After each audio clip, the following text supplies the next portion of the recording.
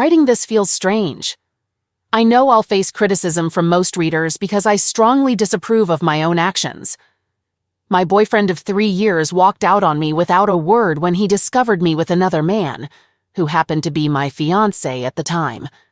This happened just a week before our scheduled wedding, and I've been devastated ever since. I used to be a carefree young girl who did whatever made her happy, regardless of who got hurt in the process. I had lost several friends due to my behavior, but I never imagined I'd lose the one person I loved so deeply.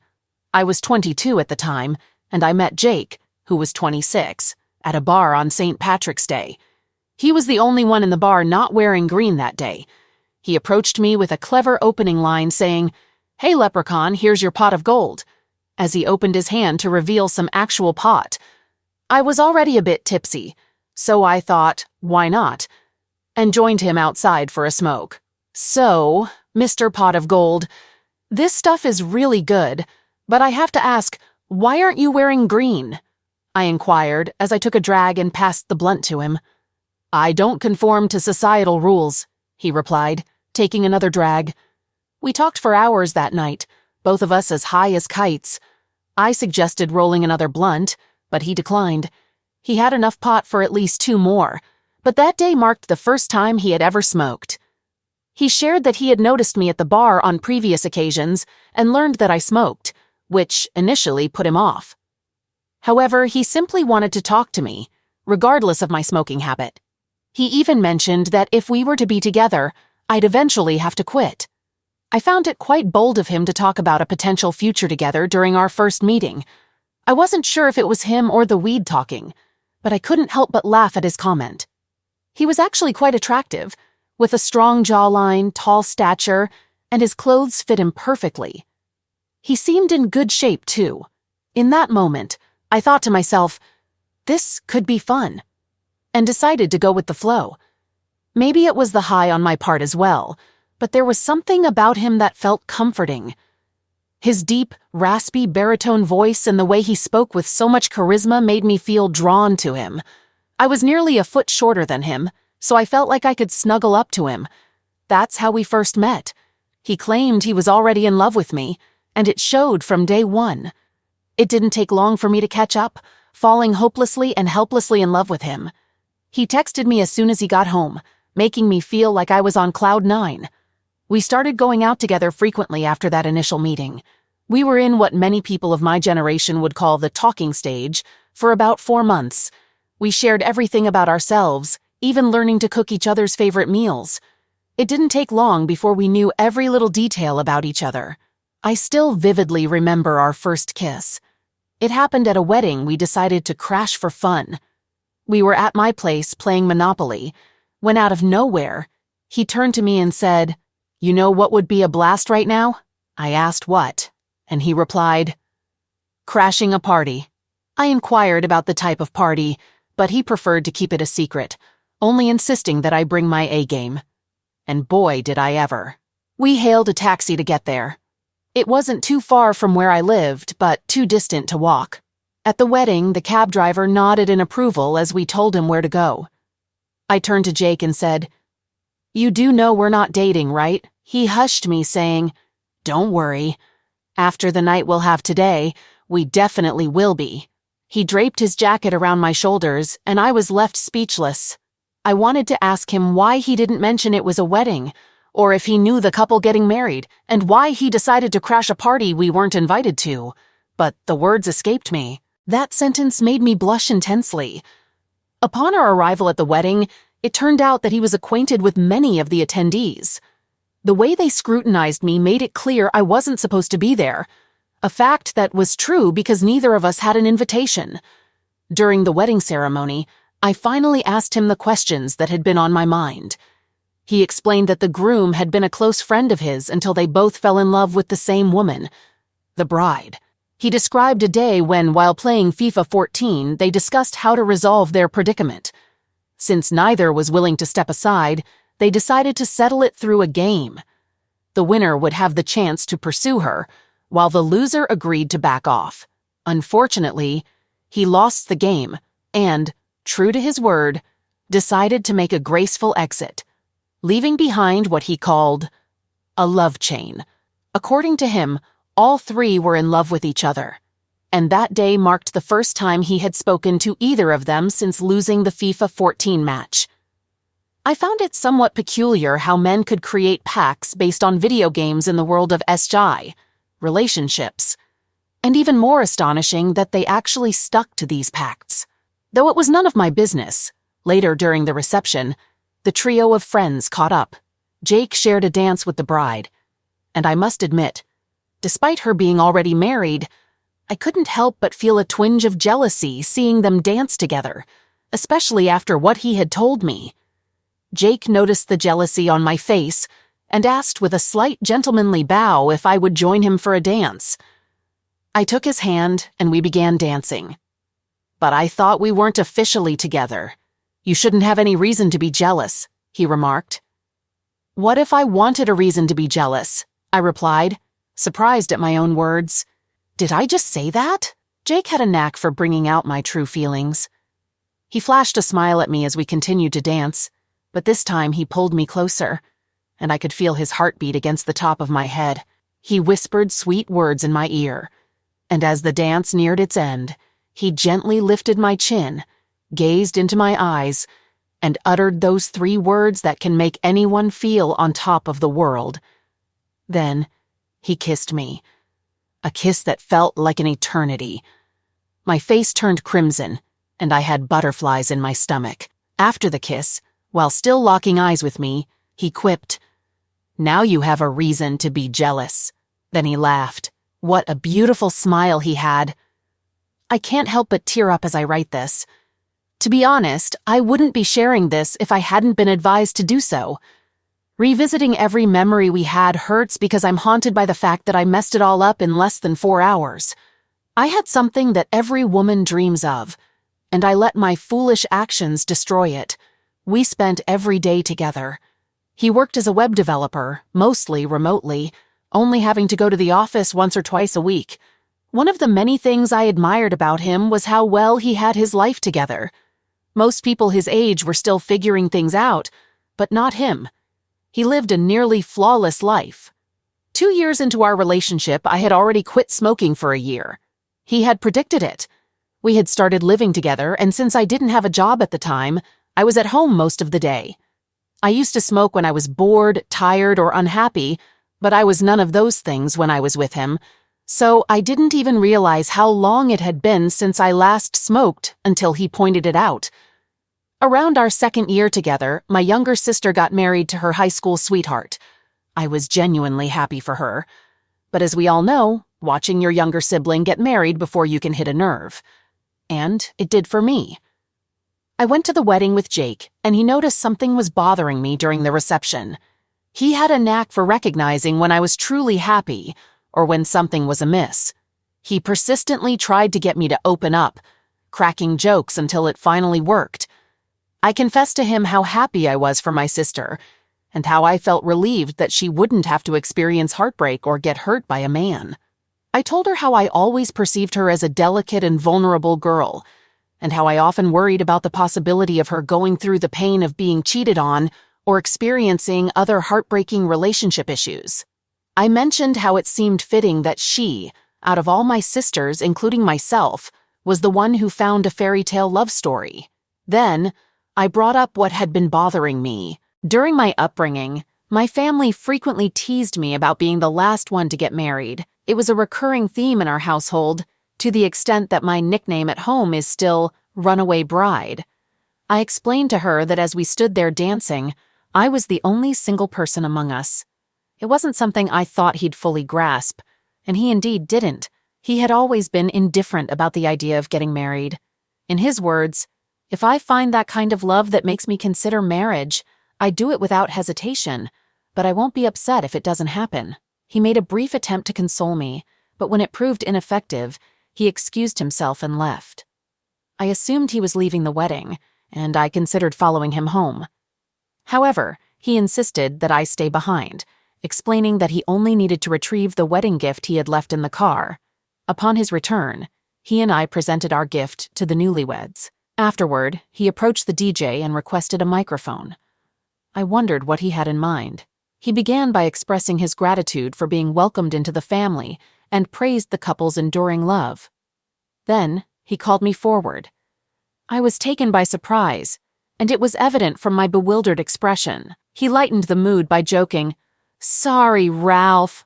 I know you and your lovely wife didn't expect anything other than your wedding today," which elicited laughter from the crowd. He continued, addressing me as Jellybean, and recalled our previous conversation about marriage.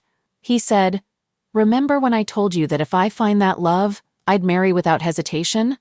Well, I'm thankful that God brought you into my life," and he began to express his feelings. "You've illuminated my world, and in the years we've known each other, we've been incredibly close. I've been wanting to do this for a few weeks now, but I believe it's fate that I'm doing this today. Do you remember our first kiss? It happened at a wedding. So now, at another wedding, I'd like to ask you something. Hold on, is he about to do what I think he's about to do?" I wondered, feeling a rush of excitement. He knelt down, taking a small box from his coat pocket. "Oh my goodness, he is!" I couldn't contain my joy any longer. I was as thrilled as a child with too much sugar. "My runaway bride, would you like to have the privilege of being jealous for the rest of our lives together?" It was a bit cheesy, using the same words he had spoken when we first kissed, but I was genuinely delighted that he was asking me to marry him. I enthusiastically exclaimed, "Yes," and jumped into his arms, causing both of us to tumble to the ground. The crowd erupted in laughter and applause. Before I continue, I'd like to offer some advice to any woman planning her wedding. Don't overthink it. The wedding itself isn't the most important thing. It's the marriage that truly matters. It's the life you share after that one day that holds the real significance. Well, planning the wedding was quite stressful. This, combined with the fact that I had just started a new job, took a toll on my mental state. My fiancé only had 2 requests: no bachelor or bachelorette parties, and he wanted to wear a traditional Igbo tribe outfit from Nigeria called a quoke on our wedding day. It's funny how, as I got caught up in the nitty-gritty of wedding planning, frustration and anger would often surface, and sometimes I'd take it out on Jake, but he remained calm and helped me relax when I was stressed. He would reassure me that he didn't care about the wedding details. All he wanted was to be with me. Looking back, I can't fathom why that used to irritate me. As the wedding date drew near, I felt the need to relax and treat myself because of all the stress I was under. I decided to ask my maid of honor to organize a bachelorette party after all, and she happily agreed. Explaining this to him wasn't going to be easy, so I thought about making it seem like it was his idea. I tried using every manipulation tactic I knew on him, but none of them worked. His response was always the same 6 words. I only asked for 2 things. Then, a week before the bachelorette party, I decided to be honest with him.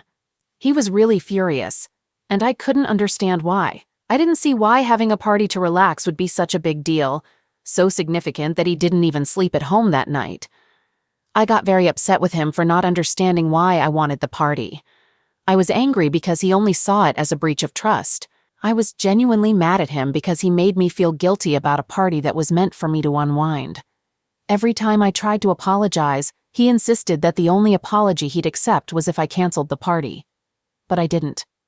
I absolutely did not. Well, 2 days into the party, he called me into the room and apologized for overreacting.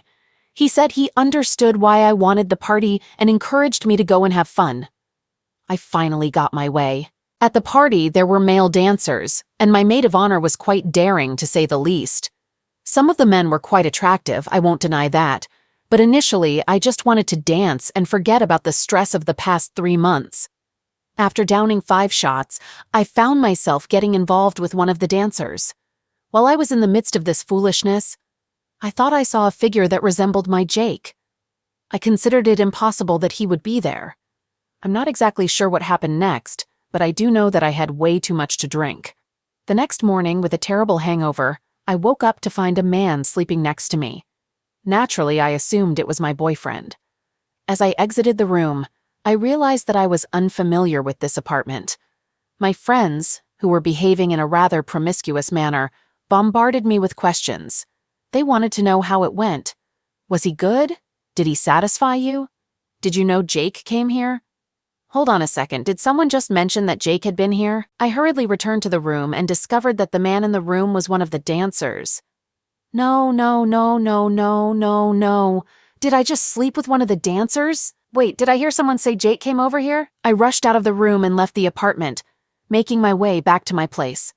When I arrived, the sound of my key in the lock echoed eerily. Upon entering, a note fell from the top of the doorframe. The note read, "Hope it was worth it." I looked up and saw that my place was completely empty. Everything that belonged to Jake was gone, leaving only the items I had purchased myself. I cried. I bawled my eyes out. I still keep that note as a reminder not to mess up the good things in my life. I attempted to call Jake, but there was no response. Texting him yielded the same result. I turned to WhatsApp to send a message, and that's when I noticed his last status update. "It's over, guys. Wedding's off." He had blocked me on all platforms and cleared out everything from the apartment. There was no chance of ever seeing him again. That was 3 years ago, and the absence of closure has made it even more challenging to move on. 3 years of therapy haven't done what they were supposed to, which was help me overcome the pain I inflicted on myself. I had to explain to my family why the wedding wasn't happening anymore, and they were all disappointed in me. I understand that I may not have the right to ask for anything, but I truly wish I could find happiness again after squandering this opportunity. I realize that second chances are not guaranteed, but I desperately need to find happiness. It's been 3 agonizing years, and I've been living in misery. Jake, if you happen to read this, I'm sorry, and I still love you. All right, that was a fun story. Now let's move on to another exciting one. Stay tuned, and let's dive in. Have you ever had one of those mornings when you wake up thinking it's just another ordinary day, and then your entire world turns upside down before you've even had your morning coffee? Well, get ready, Reddit, because that's exactly how this chaotic situation began. My name is Brandon, but I'm not the happily married Brandon with the white picket fence and the adoring wife. No, that guy was thrown out the window the moment I overheard my wife Helen, my partner of 8 years, giggling on the phone with her friend Angela. Now, Angela is this high-powered marketing executive, always dressed to impress, and with a laugh that could sour milk. She's the kind of person who treats marriage like a game and fidelity as a mere suggestion. I never really liked her, but Helen, she practically idolized Angela. So there I was, casually passing by Helen's home office door on my way to the kitchen when I happened to catch a snippet of their conversation. "Brandon doesn't have to know. It's just a bit of fun. You deserve more than his tired, old-fashioned view of marriage." It hit me like a punch to the gut. My Helen, the woman I thought would stand by me through thick and thin, listening to this nonsense and actually agreeing with it. I knew I should have given Helen an ultimatum earlier, a choice between Angela and me, but I messed up, and now I find myself in this situation. As I stood there, my hand clenched around the doorknob, a cold rage settled in. This wasn't just some casual chat. This was my wife being encouraged by her so-called friend to cheat, to throw away everything we had built together. And the worst part? She was laughing. That sound made it seem like she had completely forgotten who she was, or maybe I never truly knew her at all. That's the unvarnished start of my story, folks. No sentimental walks down memory lane here. Just the harsh reality of a man who received a wake-up call he never asked for. I began scrutinizing our bank statements, credit card records, phone bills, you name it. I was searching desperately for any sign that Helen was taking Angela's suggestions seriously. But here's the surprising part, folks. I found nothing. Absolutely nothing. Our bank statements were about as ordinary as they come. Just groceries, a charge for a new blender because I accidentally broke ours while attempting to make margaritas. Nothing out of the ordinary. When it came to phone bills, the most scandalous thing I could find was an overage charge from Helen's mom, who called to chat her ear off. I even went to the extent of checking the mileage on her car. Yeah, I was that desperate. But every time the mileage added up perfectly, just her commuting to work and back, maybe with a small detour to the grocery store or the gym. It was maddening, like trying to catch smoke with my bare hands. Then there was Angela, who was as elusive as an eel.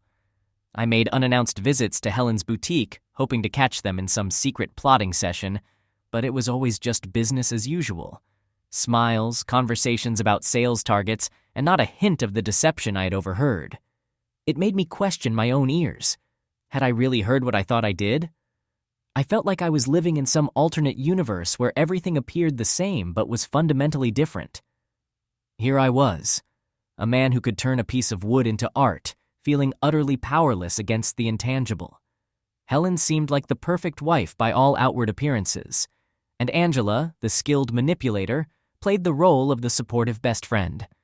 However, you know that feeling deep in your gut, that nagging, twisting certainty that something is amiss? It wouldn't let go of me. It kept me awake at night, staring at the ceiling while Helen slept soundly beside me. I lay there listening to the rhythm of her breath, wondering if she dreamt of a life without me, a life Angela had persuaded her she was entitled to. I couldn't let it go, so I continued to observe and wait because that's what you do when you love someone, right? You hope you're mistaken about them, even when every instinct tells you otherwise. Hey, Reddit, it's Brandon again. When I last shared my story, I was hanging on by a thread, remember? Well, that thread has been fraying like crazy. Every day, it's the same routine. Wake up, keep an eye on Helen for any signs, any slip-ups, any hints that could prove she wasn't the woman I believed her to be. It was tearing me apart, and I started losing it, honestly.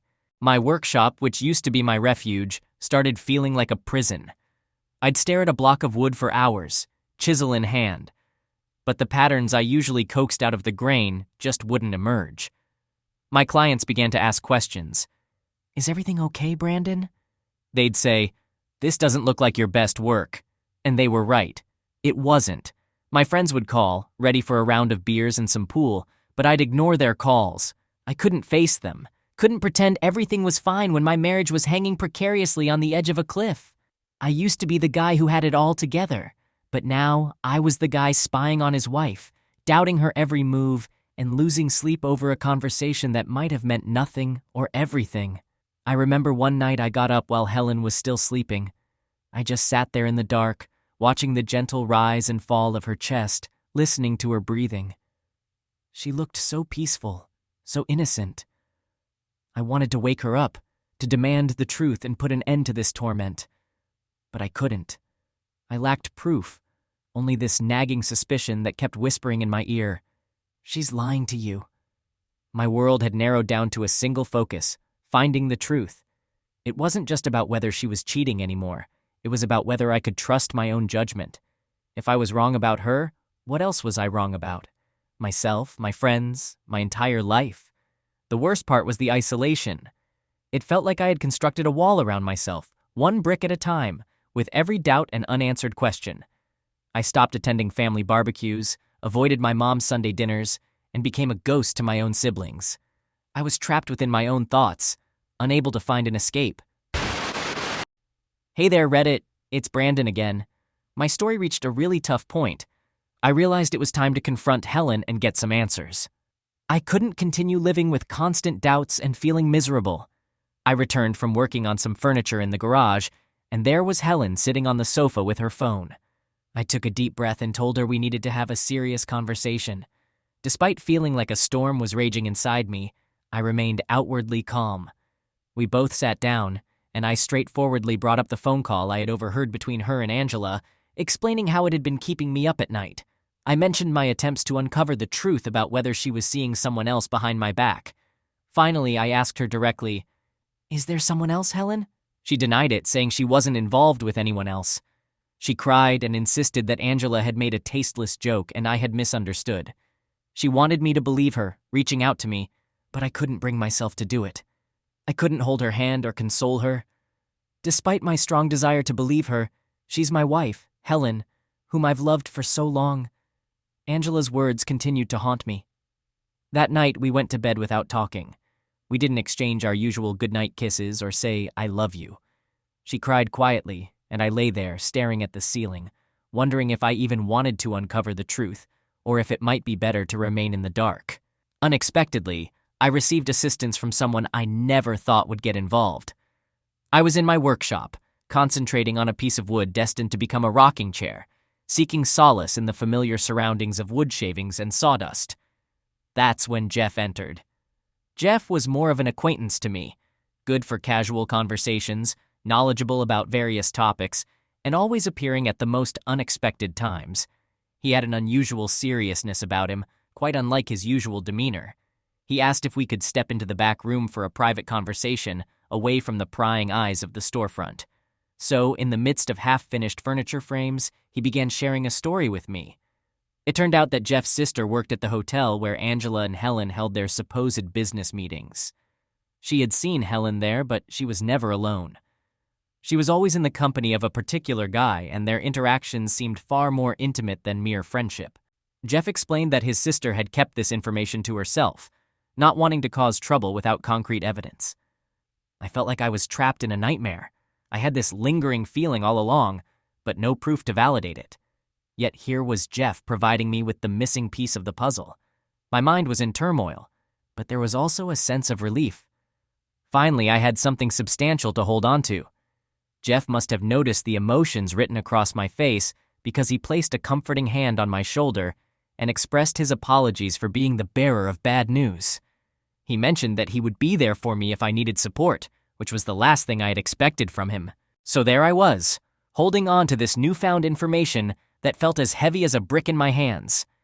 It was the key to unraveling everything that had been concealed from me, and I faced a crucial decision about what to do next. All right, Reddit, it's Brandon. After discovering the truth, I had to consider my next steps. I didn't want to react impulsively. I wanted to approach this situation with intelligence and make a meaningful impact. My first step was to gather evidence and consult a lawyer to understand my legal position. The lawyer confirmed that I had strong evidence and could take legal action against Helen if necessary.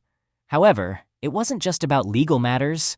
I wanted both Helen and Angela to comprehend the consequences of their actions. In Angela's case, I knew I had to be tactful. She worked at a prestigious marketing firm with a reputation to uphold. So I sent a thoughtfully worded letter to her employer, suggesting an investigation into Angela's behavior outside of work. I kept my identity anonymous and focused solely on presenting the facts. Next, I turned my attention to Helen. I waited until she was away, gathered my most important belongings, and quietly left our home. I didn't create a scene. I simply departed and sought refuge with my brother. I needed some personal space to clear my thoughts. I turned off my phone and stayed away from social media, taking a break from everything. Helen attempted to reach out, calling and texting, but I wasn't ready to engage with her, not after everything that had transpired. This was how I handled the situation, quietly but firmly, to convey the seriousness of my stance. However, the story is far from over. There are more developments in this complicated situation. Stay tuned for the continuation. So I laid out my strategy, took necessary actions, and then stepped back to observe the aftermath. It's been quite a roller coaster, and here's what unfolded once the dust began to settle. I learned through hearsay about Angela's situation. The letter I sent had its desired effect. Her employers scrutinized her conduct, and let's just say they weren't pleased with what they discovered. The last I heard, she was placed on leave and had to work hard to salvage her job. It appears her colleagues began to see a different side of her, the one I had warned them about. Now let's talk about Helen. After I left that evidence on the kitchen table and moved out, things took a serious turn for her. She returned to an empty house, confronted by a heap of undeniable truths. Helen attempted to reach out to me through calls, voicemails, texts, offering apologies, excuses, and promises to change. But I couldn't simply erase everything and return. Too much had transpired, and I needed some space to reflect, to distance myself from all the turmoil. I learned that Helen's boutique began to struggle without her dedicated attention. She lost a couple of major clients, and without Angela to thrust her into the spotlight, the business was never quite the same. It was undeniably challenging for her, but it was the situation she had created. Now, let's shift the focus to me for a moment. I engaged in a lot of introspection during solitary drives and while gazing at the ocean. I questioned if I had gone too far, if perhaps I should have handled things differently. However, I couldn't forget that initial gut-wrenching feeling when I first suspected something was amiss. I realized I couldn't have simply turned a blind eye. I didn't find pleasure in the consequences that befell Angela and Helen. It was never about that. It was about actions and their repercussions. I had to confront mine, and they had to face theirs. I just wish it hadn't all unraveled to this extent. So here I am, back in my workshop, rediscovering solace in the intricate patterns of wood and the scent of sawdust. I'm piecing my life back together, but it's a gradual process. Each day brings a bit more clarity, a bit more improvement. I'm beginning to sense a return to my true self. But there's still a journey ahead. That's the aftermath, Reddit. It's messy, it's somber, but it's authentic. This entire ordeal has imparted valuable lessons about trust, forgiveness, and the art of moving forward. I want to express my gratitude to all of you for listening, and it would mean a lot if you could subscribe to the channel. Thank you. And I wish you all a wonderful day or night ahead.